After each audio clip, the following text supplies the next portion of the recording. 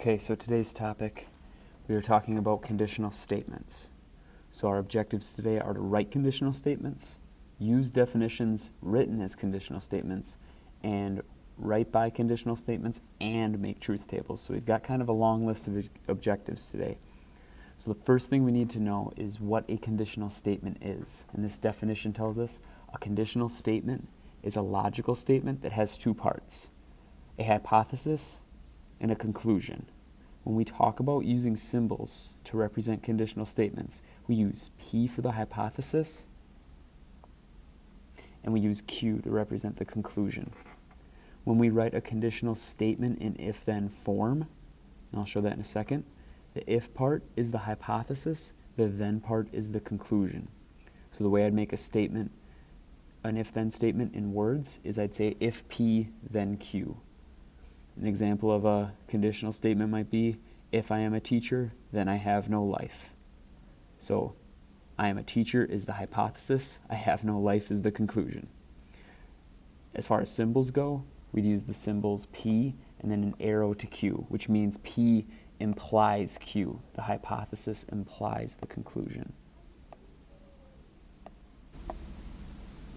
So for an example, to start off, we're going to identify the hypothesis and conclusion and then rewrite the conditional statement in if-then form. So the first example here says all birds have feathers. So to identify the hypothesis there, I would say the hypothesis is something about birds, okay? That all birds is part of the hypothesis. And then I'm going to underline the conclusion. They have feathers. So, to write this as an if-then statement, as a conditional statement, would be to write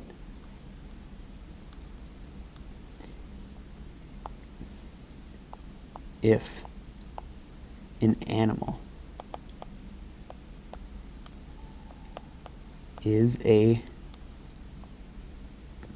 bird, then it has feathers. Okay. So being a bird implies that an animal has feathers.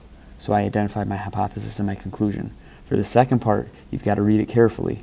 You are in Texas if you are in Houston. So the word if gives that away. So that means my hypothesis is I am in Houston. My conclusion is I am in Texas. So my conditional statement would be if you are in Houston,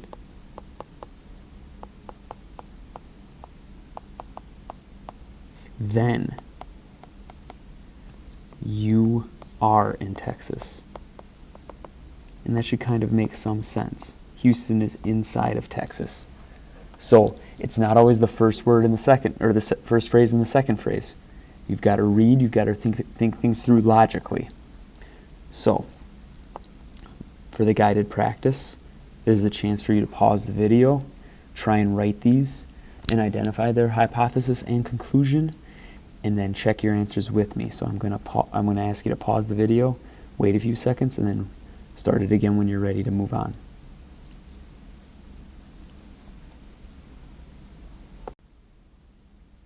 All right, so to move forward, in these two examples I talked about basically the same idea as the last few, but I changed the words around. So in number one, I said that all angles are acute angles. So that implies, or all 30-degree angles, are acute angles. So that implies if an angle is 30 degrees, then it's acute, which logically should make sense. So 30 degrees is the hypothesis, acute angles is the conclusion. So I use that if-then form. For number two, it says 2x plus 7 equals 1 because x is equal to negative 3. So that means x equals negative 3 implies that 2x plus 7 equals 1. So again, make sure you're looking for those words because of, or if, or implies. Those are important things to recognize when we're talking about if-then statements. So another way we kind of talk about statements is we talk about the negation of a statement. So the negation of a statement is the opposite of the original statement. It's the opposite of that original statement. To write a negation of a statement P, we'd use this negation symbol before the letter. So if I would say not P, I would use this little squiggly line to say not P. So this means not P. Okay? That means not P. So if I made the statement, I am a Packers fan, the negation of that would be I am not a Packers fan. So it's basically just changing around the meaning of that statement, the opposite of it. So in this example 2, the way I would negate the ball is red, all I would say is the ball is not red.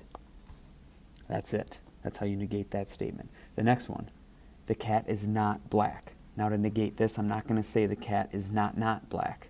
That's a little confusing. To negate the cat is not black, all I would say is the cat is black. And that is negated. That statement is negated. Okay, so moving to the next page, we are going to talk about related conditionals, and this is going to be something we reference a lot. I will provide you guys with a graphic organizer eventually, but use this table as a reference to talk about related conditional statements. So this table shows us how we can flip around statements. So if our conditional statement is the phrase if P then Q, these 3 additional statements, converse, inverse, and contrapositive, all do different things to the hypothesis and the conclusion of our statement. So to start with the converse, what the converse does is it exchanges the hypothesis and the conclusion.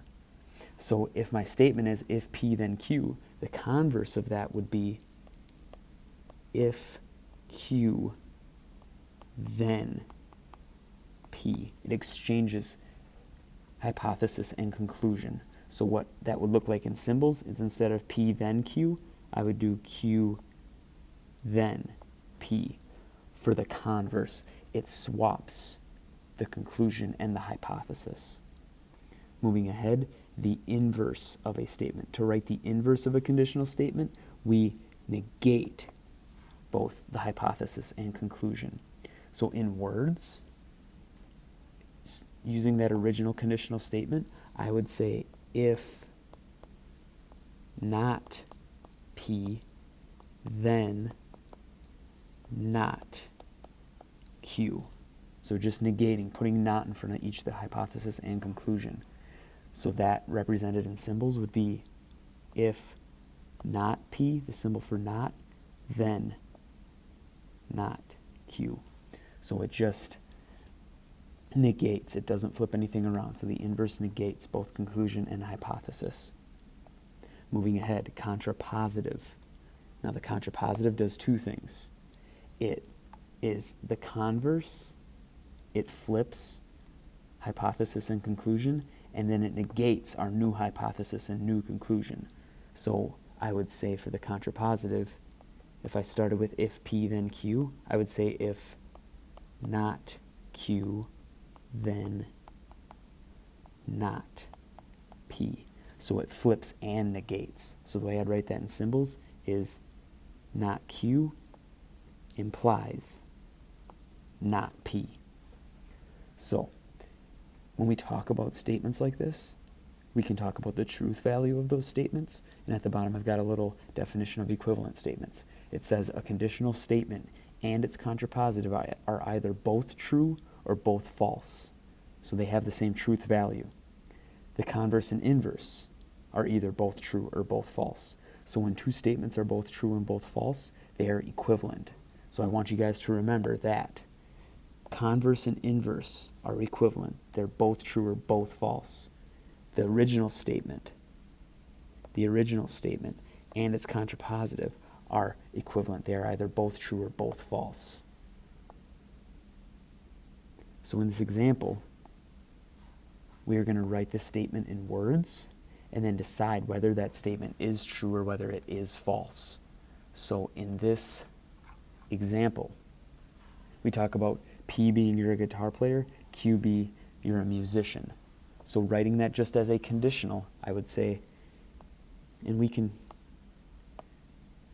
if we want to rephrase it just a little bit, I would say if you play guitar, then you're a musician.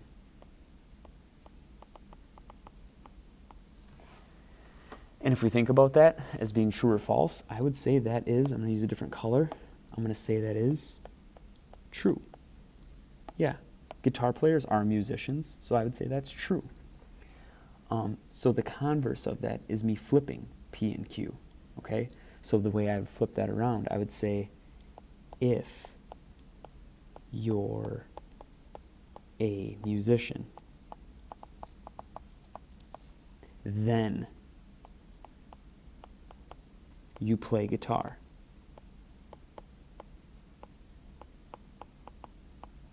Now think about that logically. If you're a musician, then you play guitar. I would think of a counterexample to that. What if you're a drummer?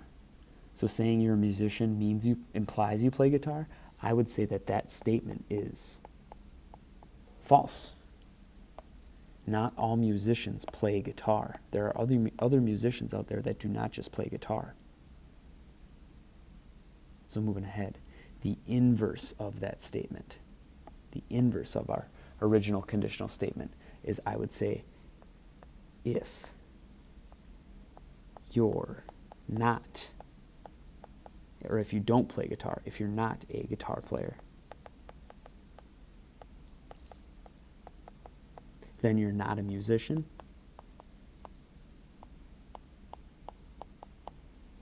Well, let's think about that after I write this. If you're not a guitar player, then you're not a musician. Think about the truth value to that. If you're not a guitar player, then you're not a musician. Well, if you don't play guitar, you can still be a musician. You could play something else. So that is false. So that kind of goes back to converse and inverse being equivalent statements. They're both false. If one is false, the other is false. And then finally, the contrapositive. For the contrapositive, we would flip and negate. So the way I'd say this one is, if you're not a musician,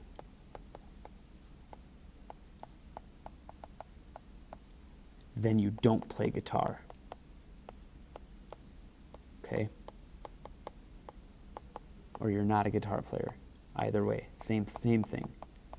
Okay? So, when we think about that, I would say that statement, that contrapositive is true. Okay? Because a person who is not a musician cannot be a guitar player. If you're not a musician, you don't play any instruments. So if you don't play any instruments, you can't play guitar. So that talks about the conditional and the contrapositive being the same truth value. So that's a good statement that we can say that is true. Okay, that is logically true. So again, guided practice. Go into this knowing that I'm going to show you the answers. Take your time on these and ask questions. I mean, if you're not sure, ask questions. But this is good practice to get you better at answering these questions.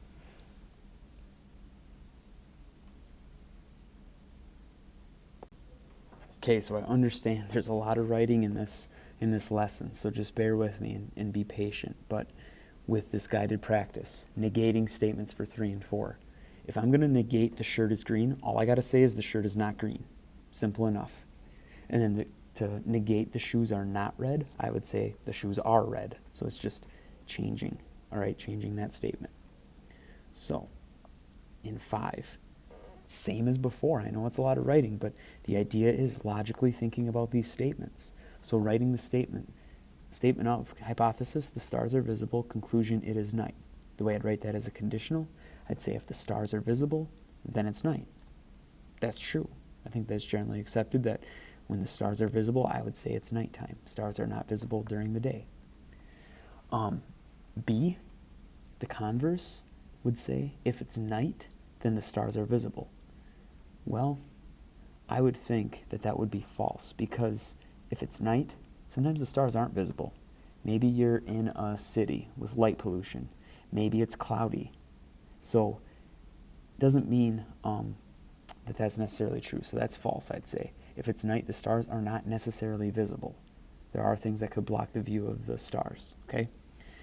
And then C, if the inverse, if the stars aren't visible, then it's not night.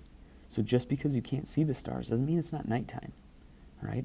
There are moments where you can't see the stars and it's still nighttime. So that one is still false. So converse and inverse are always the same truth value. And then finally, the contrapositive. If it's not night, then the stars aren't visible. I would say stars usually aren't visible when we consider it daytime. So I would say, if it's not night, then the stars aren't visible. So just think with these statements logically, okay? So when I talk about stars and things like that, I know there's times where you could say, but this, but that, but think logically, the logical meaning of these statements, because this chapter, this unit, is very, very heavy on logic. So now you're probably ready for the practice or some sort of activity to practice and get you ready for the checkpoint. So I'd have you move on to the practice, ask for help with the practice if you need to. Make sure you read the directions. If I have you skip problems, I want to make sure that you're able to skip the problems and not have to do double the work if I don't ask you to do double the work.